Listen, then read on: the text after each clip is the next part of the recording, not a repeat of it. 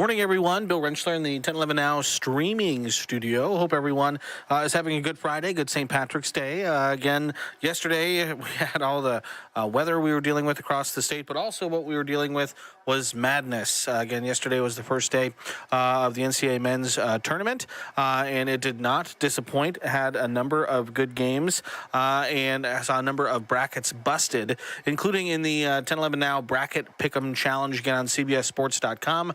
We had a number of viewers play along with us. Again, last week, I went through the bracket with Kevin Suits, sports director Kevin Suits, and he picked his bracket and, again, invited everyone to join along with us. And so wanted to kind of just give a day one update and let everyone know kind of how things were standing. So if we look at kind of the overall bracket standings, again, from our 10-11 Now Bracket Pick'em, these are the top 10 players. A couple people, 3 people, had a pretty good day yesterday, getting 14 points. Again, each game in round 1 is worth 1 point. So again, these 3 folks selected 14 games correctly yesterday. And it's Pat Engel, Gary Sharp, and our very own producer Ryan Swanigan.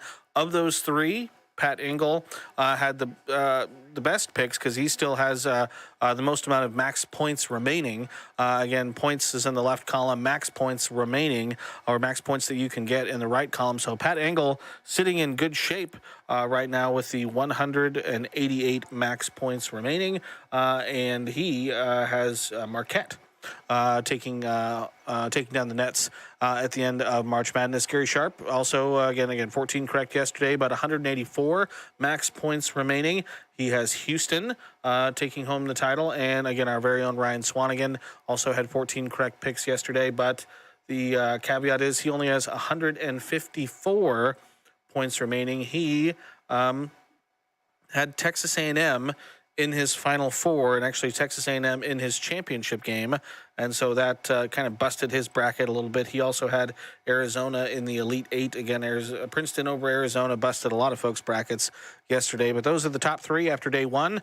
Again, then we have a number of people in the second pole position, tied for 4th right now. Andy Long, myself, kudos to me, a good friend of mine, Brett Wiebeck, Julian Hayden, production worker here in the building, Kirk Marushak, Chuck Welsh, and Randy Hasenauer.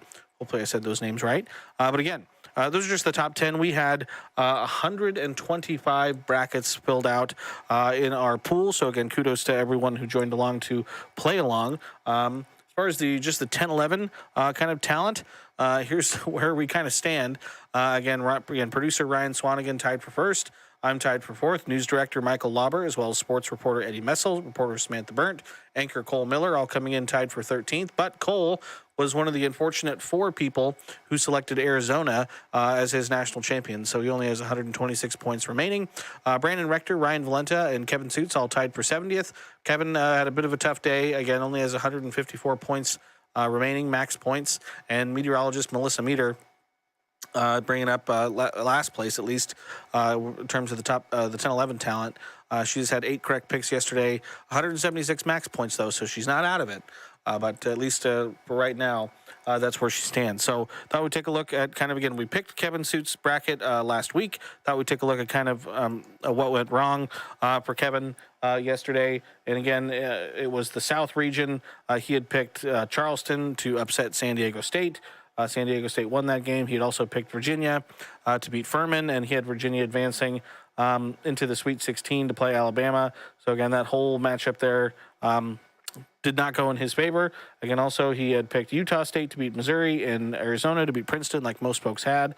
And he had Arizona advancing all the way, not just to the Elite Eight, but to his championship game as well. So he still has his potential champion Gonzaga in place. But again, the opponent there, he had picked Arizona, and that did not come to fruition. Otherwise, his West region, his East region was all good. He'd also picked Iowa to beat Auburn and Texas A&M to beat Penn State, and that did not happen either. So we'll hopefully maybe try and see if Kevin Suits can jump on here later today and kind of give some reaction to day 1 of the NCAA tournament. But his bracket not doing too hot right now. Again, still has time to rebound, but we'll kind of see how that goes. So again, appreciate everyone for playing along. Games today going to be starting here any minute.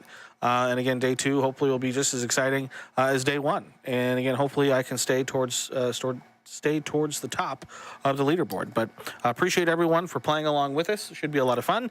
And again, appreciate everyone for tuning in. As always, keep it tuned to 1011 for all of your news, weather, and sports. And we'll try and again kind of do some updates on our bracket pick'em when we can. Probably won't be back again until early next week with the weekend coming up, but that'll be a good chance for us to go through the first and second round games, and we'll kind of see where everyone stands from there. As always, again, anyone who's playing can see everything on CBSSports.com. But again, anyone who maybe didn't play, wanted to see how Kevin was doing, that's kind of how things are going right now. So appreciate everyone for tuning in. Hope everyone has a good St. Patrick's Day. Hope everyone celebrates appropriately and stays safe and stays warm out there today.